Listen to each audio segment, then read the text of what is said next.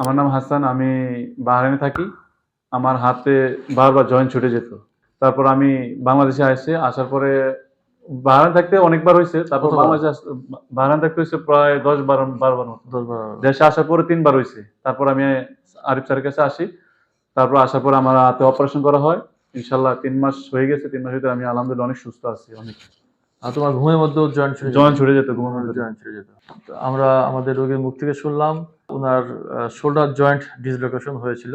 দেশের বাইরে ওনার 12-13 বারের মতন, এবং দেশে 3 বার ওনার ঘুমের মধ্যে জয়েন্ট ছুটে গিয়েছিল।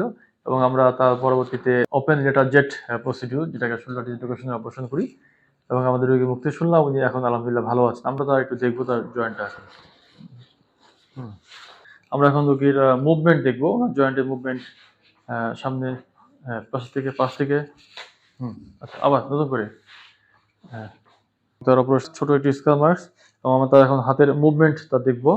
হ্যাঁ, পাশ থেকে ওঠাও। তার ফুল মুভমেন্ট সামনে থেকে ওঠাও। গুড। কুমিল্লা ট্রমা সেন্টার, আপনার স্বাস্থ্য সঙ্গী, সব সময় আপনার পাশে।